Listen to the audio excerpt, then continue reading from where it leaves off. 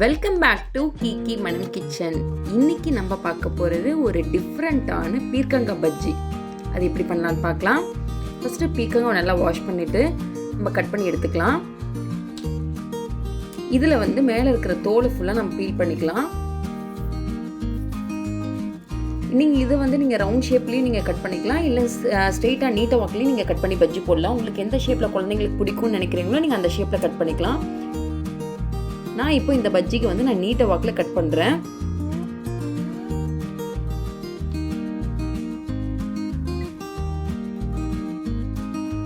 நீங்கள் சின்ன சின்ன பீஸாக நீட்டமாக கட் பண்ணிக்கலாம், இல்லை அப்படின்னா ஒரே பீஸாவை கூட நீங்கள் இந்த மாதிரி நீட்டமாக கூட கட் பண்ணிக்கலாம்.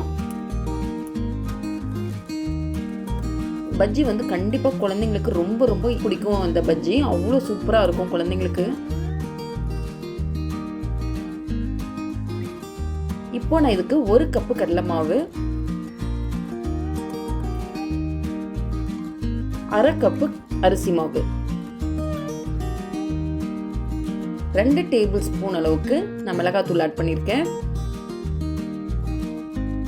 1 டேபிள் ஸ்பூன் சால்ட்டு,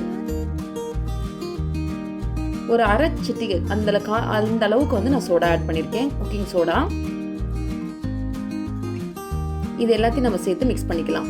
உங்ககிட்ட ஓமம் இருக்குது அப்படின்னா, வீட்டில் கொஞ்சம் ஓமம் இருந்ததுன்னா அதுவும் ஆட் பண்ணிங்கன்னா இன்னும் டேஸ்ட் நல்லாயிருக்கும். இப்போ நம்ம கொஞ்சம் கொஞ்சமாக தண்ணி ஊற்றி இதில் மிக்ஸ் பண்ணிக்கலாம். ரொம்ப தண்ணி ஊற்றி நீங்கள் இது பண்ணிடாதீங்க, அப்புறம் எண்ணெய் ஜாஸ்தி இழுக்க ஆரம்பிச்சிடும் பஜ்ஜியில். அதனால் எப்போவுமே பஜ்ஜிக்கு நம்ம கொஞ்சம் கொஞ்சமாக தான் தண்ணி ஊற்றி நம்ம மிக்ஸ் பண்ணிக்கணும்.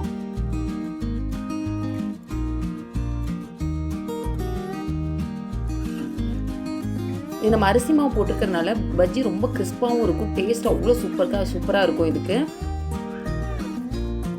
இது கட்டி இல்லாமல் நல்லா மிக்ஸ் பண்ணி எடுத்துக்கோங்க.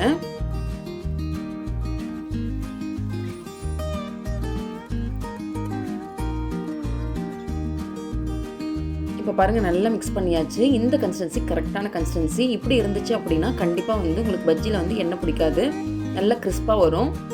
ரொம்ப தண்ணி ஊற்றிடக்கூடாது, பார்த்துக்கோங்க.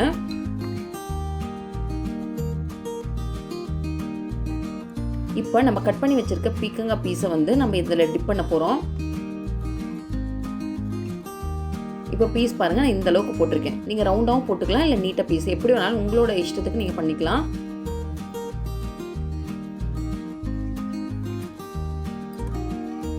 இப்போ மாவில் நல்லா நனைச்சிக்கலாம். இப்போ எண்ணெய் நல்லா சூடாகிட்டு இருக்கு. இப்போ நம்ம ஒவ்வொரு பீர்க்கங்காவாக நம்ம இதில் மாவில் நனைச்சி நம்ம ஆட் பண்ணிக்கலாம்.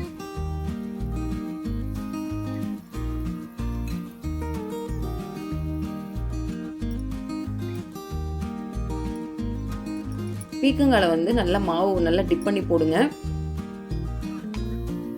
இது பார்க்கவே சூப்பராக இருக்கும், குழந்தைங்களுக்கு கண்டிப்பாக ரொம்ப பிடிக்கும். இது அவங்க பீர்க்கங்கான்னு கண்டுபிடிக்கவே முடியாது, அந்த அளவுக்கு சூப்பராக இருக்கும். எப்போவுமே நம்ம வாழைக்காய், உருளைக்கிழங்கு, ஆனியன் இப்படி கொடுக்கறதுக்கு இந்த மாதிரி வெஜிடபிள்ஸில் கொடுத்தீங்க அப்படின்னா குழந்தைங்க இன்ட்ரெஸ்டிங்காக சாப்பிடுவாங்க. டேஸ்ட்டும் டிஃப்ரெண்ட்டாக இருக்கும், சாப்பிட்றதுக்கு ரொம்ப நல்லாயிருக்கும்.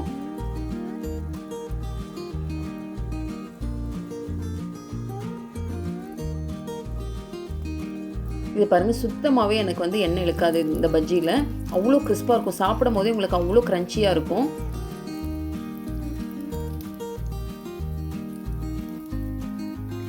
பாருங்கள், பார்க்கவே சூப்பராக இருக்குது. சூப்பரான பீர்க்கங்காய் பஜ்ஜி ரெடி. கண்டிப்பாக இந்த பஜ்ஜி உங்களுக்கு பிடிக்கும்னு நினைக்கிறேன். பிடிச்சிருந்தா கமெண்ட்ஸ் பாக்ஸில் உங்களோட கமெண்ட்ஸை ஷேர் பண்ணுங்கள். உங்களுக்கு என்னோட சேனல் பிடிச்சிருந்தா சப்ஸ்கிரைப் பண்ணுங்கள், எல்லோருக்கும் ஷேர் பண்ணுங்கள். நன்றி.